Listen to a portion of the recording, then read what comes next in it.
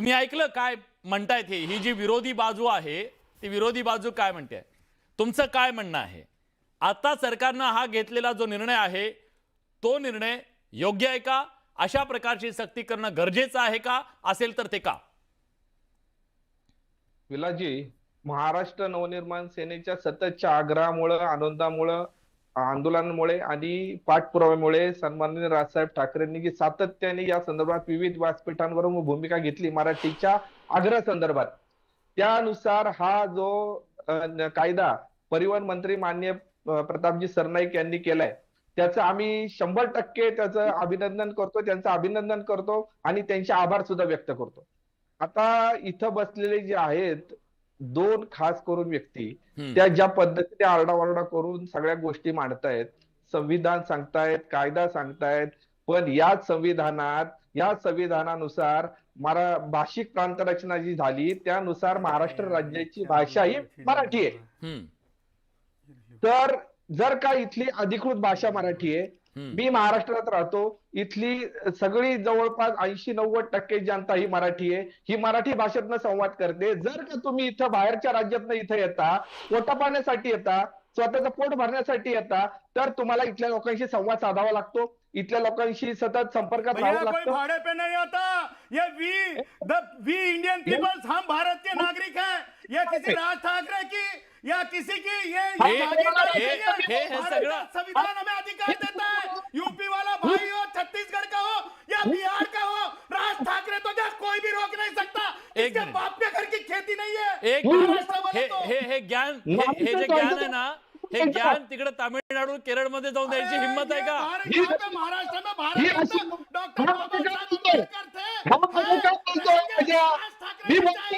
आणि त्यांनी सांगितलंय, बाबासाहेबांनी सांगितलेलं आहे भाषावर प्रांतरचना कोणी केली आहे. हे पुस्तक आहे बाबासाहेबांनीच लिहायला सांगितलेलं आहे कायद्यावर आधारित. आणि तुम्हाला सांगतो, ज्ञान पाजरायचं असेल तर माननीय मुंबई उच्च न्यायालयाने 2017 मध्ये त्यांचं म्हणणं ऐकू द्या, त्यांचं म्हणणं मला ऐकू द्या. काय म्हणणं ऐकून घ्या. ते काय सांगायला, मी कायदा सांगायला त्याचं उत्तर द्यायला सांगा त्यांना. हा योगेशजी बोला, मला टॅक्सी चालकांची सुद्धा समस्या जाणून घ्यायची. हा प्लीज मी बोला. याच्यामध्ये बोललोय का? हा बोलत असताना मी बोललोय का?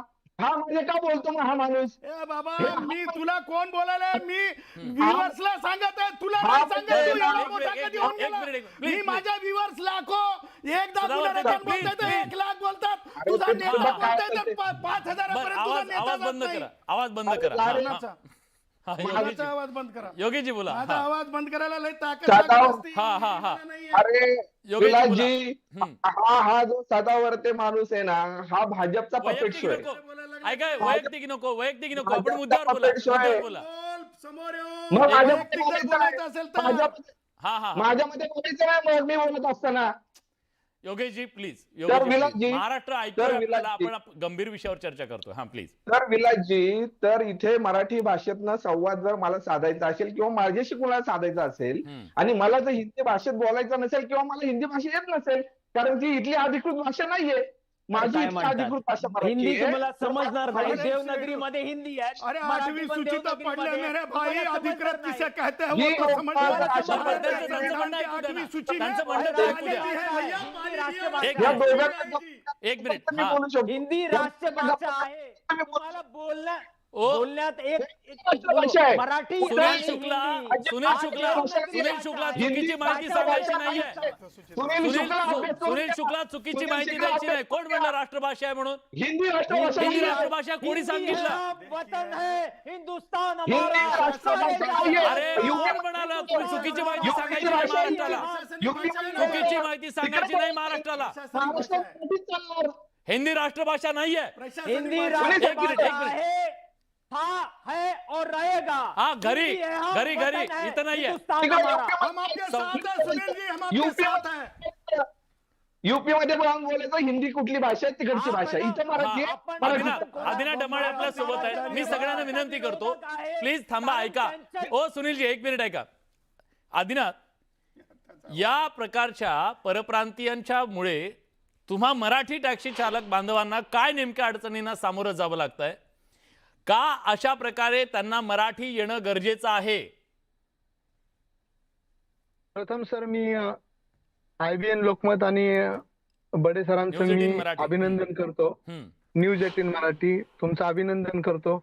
एक मराठी टॅक्सी चालकांचं प्रतिनिधित्व करण्यासाठी मला तुम्ही संधी दिली. सर, या क्षेत्रामध्ये जो काम करतो त्याला खरं त्याचं वास्तव माहीत असतं. कुणीतरी आपल्या ऑफिस मधून त्याचं वास्तव सांगणं हे तेवढं सोपं आणि तितकं सोपं हे नसतं. आज प्रत्येक ठिकाणी मराठीचा मुद्दा येतो, पण मराठीचा मुद्दा आल्याच्या नंतर या सरकारला उशिरा का होईना हे आलेलं शहाणपण खूप चांगलं आहे, मी असं मान्य करतो. बर कारण की 80% टॅक्सी आणि रिक्षा चालकांचे तुम्हाला सांगतो परप्रांतीयांचे गाड्या अशा आहेत की त्यांचे कुठलेही पेपर क्लिअर नाहीत. ऑनलाईन ज्या टॅक्सी चालतात त्याच्यावर एका एका गाडीच्या पेपरवरती 4-4 जणांचे आयडी ओपन केले जातात. मराठी माणूस असू द्या किंवा दुसरा भाषिक असू द्या, पण ज्यावेळेस तो त्याला सर्व्हिस द्यायला जातो त्यावेळेस तो जाणून बुजून तो त्याचीच भाषा वापरतो. तो एखाद्याला मराठी येत असेल तरी तो मराठी भाषा वापरत नाही. बांद्रा टर्मिनल असेल, कुर्ला टर्मिनल असेल, CST असेल, अशा महत्वाच्या ठिकाणी त्यांनी खूप खूप मोठ्या युनियन केलेल्या आहेत. आणि मराठी एखादा जरी तिथे भाडं उचलायला गेला तर त्याला दादागिरी करतात, त्याला हाणमार करतात. यांच्यात तिथं अशा युनियन तयार करून ठेवल्या की त्या युनियन पुढे एकही मराठी टॅक्सी आणि रिक्षावाला टिकत नाही. त्याच्यातून पुढे असा प्रश्न तयार होतो की प्रत्येक ठिकाणी हे जे काय मुंबईतले महत्वाचे स्टेशन आहेत 10% मराठी रिक्षा आणि टॅक्सीवाले तिथे राहिले नाही. यांच्या सगळ्या दादागिरी चालतात. मराठीचा मुद्दा जरी आला ना तरी हे जाणून बुजून मराठी बोललं जात नाही. त्यांना कोणाला येत असेल, कारण की मराठी बोललं तर मग त्यांच्यामध्ये पण वाद होतात, कारण की ते युनियन तयार झालेली असते. प्रत्येक ठिकाणी तुम्हाला सांगतो हे मुजोरी कशी करतात, ही समस्या प्रवाशांसोबत मुजोरी कशी करतात हे ते सांगा. प्रवाशांसोबत सर तुम्हाला सांगतो मुजोरी अशी करतात. एक परप्रांतीय एक जणांनी जरी ती चूक केली तरी हजारो मराठी किंवा दुसऱ्या टॅक्सीवाल्यांना ती भोगावी लागते. कारण की त्यांचा मी स्वतः अनुभवलेला विषय सांगतो. तर एखाद्या गाडीत तुम्ही स्वतः बसून बघा आणि त्याला सहज विचारा परप्रांतीयाला की तुझ्या गाडीचे पेपर फक्त मला दाखव. त्याने जर तुम्हाला त्या पेपर जर दाखवले पूर्ण जे काही नियमात असतील शासकीय नियमात, तरी तुम्हाला सांगतो 80% गाड्याचे कुठलेही पेपर क्लिअर नाहीत. कारण की फक्त हे मुजोरीवर चालतात आणि त्यांची जी दादागिरी तयार झालेली आहे याला प्रशासन जबाबदार आहे. मी ठीक आहे, तुम्ही अतिशय महत्वाचा मुद्दा मांडलात. मी येतो तुमच्याकडे. तुम्ही खरं तर वास्तव मांडलं, ग्राउंड झिरो. हा प्लीज बोला. मी त्या क्षेत्रामध्ये काम करतो म्हणून मी त्या वास्तव तुम्हाला सांगतो. आता तुम्ही हा मुद्दा शासनाने काढलाय. ज्यावेळेस सर हा परवाना दिला जातो किंवा तुम्हाला परमिट दिलं जातं किंवा तुम्हाला त्या लायसन दिलं जातं त्यावेळेस हा कुठलाही मुद्दा तिथं घेतला जात नाही. मग तुम्ही त्यावेळेसच हा मुद्दा घ्यायला पाहिजे शासनाने. बरोबर आहे. कारण अशा व्यक्तींना ही सगळी जी साफसफाई आहे ना, ही मुजोरी जर मोडून काढायची असेल तर ती कायद्यानंच काढता येते. ज्या कायद्याचा उल्लेख करतायत ना सदावर्ते साहेब, या कायद्याची नीट अंमलबजावणी होणं गरजेचं आहे. त्या कायद्यातच नाही. काय कायद्यात नाही? अशा प्रकारची मुजोरी कुठल्या कायद्यात लिहिली? व्यक्ती स्वातंत्र्य आहे. तुम्ही मुजोरी म्हणा की काही म्हणा, पण मला आता उत्तर द्यायचं तुम्हाला. प्लीज द्या. मला साधं उत्तर द्यायचंय. प्रताप सरनाईकांनी जे आमच्या परमिटसाठी 15,000 रुपये केले ते कमी करण्याचं धाडस दाखवावं. 250 रुपयाचे 15,000 रुपये झालेत.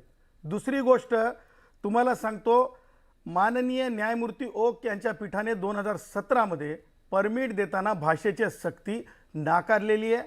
सर्क्युलर नाकारलेला आहे. आणि मला असं वाटतं की मान्य मुंबई उच्च न्यायालयाचा निर्णय मला असं वाटतं की प्रताप सरनाईकाच्या निर्णयापेक्षा वरचष्मा आहे. कारण त्या निर्णयाला आत्तापर्यंत सर्वोच्च न्यायालयाने स्थगिती दिलेली नाही. हे माझं अधिकृत स्टेटमेंट आहे की हायकोर्टची जजमेंट ही कॉन्करंट आहे आणि त्याच्यामुळे आर्टिकल 141 खाली आणि 44 खाली तो कायदा म्हणून लागू आहे.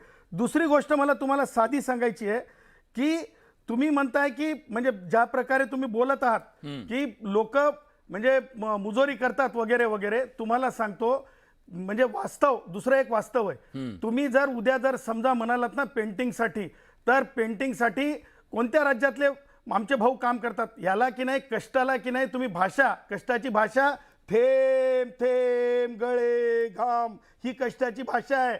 आणि तुम्हाला सांगतो तुमच्या या चुकीच्या पद्धतीचे बेकायदा म्हणजे कायदा नाही प्रताप सरनाईकांना तुम्ही चॅलेंज करतो. त्यांनी सर्क्युलर काढून दाखव रूल 24 खाली, रूल 24 खाली चलो चॅलेंज, ओपन चॅलेंज. आणि त्यांच्याच अधिकाऱ्यांनी सांगितलंय की अशा प्रकारे रद्द तर करताच येत नाही, केलं तरी त्याला अपील प्रोजेक्ट. आणि त्याही पुढे जाऊन सांगतो मी तुम्हाला डायरेक्ट थेट अरे फाशी शिक्षा. भारताच्या संविधानाने कायदा तसा केलेला आहे का? नोटीस द्या, नोटीस दिल्याच्या नंतर त्याची आम्ही उत्तर देऊ. उत्तर दिल्याच्या नंतर तुम्हाला अधिकार नाही आहे.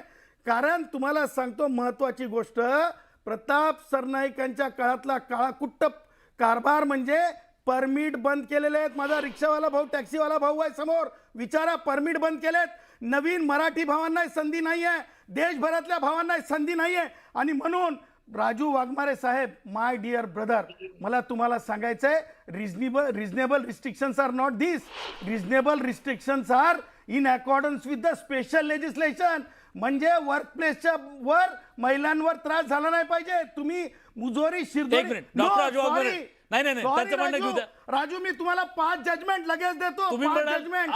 असं नाही, तुम्ही म्हणाल ते कसं होईल? नाही, तुम्ही मी म्हणाल judgment सांगतो. कायदा काय तो फक्त मी तुम्हालाच माहिती. नाही, त्यांना मला म्हणाल माहिती द्या. आहे म्हणून मी हा, सांगायला doctor Raju reasonable Waghmare please restrictions एक ज्या मिनिट. आहेत चुकीच्या असं पद्धतीने. नाही, असं नाही. अरे, कोर्टामध्ये समोरच्या वकिलांना पण बोलू दिलं जातं. कोण? हा प्लीज बोला बोला बोला डॉक्टर अहो, बोला. सगळ्यात राजू, तुम्हाला पहिली सांगतो, गोष्ट, बोला, चलो, सुन रहे हैं हम, संविधान चलो. 19 ब्रॅकेट 6 खाली रिझनेबल रिस्ट्रिक्शन bracket राज्य बोलतात, सरकार surplus लावू बोलतात. शकतं पब्लिक सर्व्हिसेसच्या बाबतीत. हा पहिला व्हॉट मुद्दा आर आहे. दॅट पब्लिक दुसरं- सर्व्हिसेस IAS IPS दुसरं- ऑफिसर जर असतील तर ते मग त्यांचं म्हणणं तर ऐका ना. 5 अटेम्प्ट मध्ये त्यांनी आपली परीक्षा त्या भाषेची त्या बरोबर, राज्यातली बरोबर, क्लिअर करायची आहे. बरोबर. तुमच्या एक मिनिट, राज्यातल्या एखाद्या एक IAS मिनिट. IPS ऑफिसरला विचारा. हे तुम्हाला अहो, सांगतो हे बिझनेस आहे. It is- ऐका ना पंतप्रधान It is नरेंद्र मोदी सुद्धा totally- इथं it is- आल्यावर मराठीत बोलतात. हो, दत्तोपंत ठेंगडी मान्यवर यांच्या महाराष्ट्रात यांच्या देशामध्ये एक मिनिट. आणि असं चालू सदावर्ते साहेब, हा, please, please. चॅलेंज आहे. बरं प्लीज आता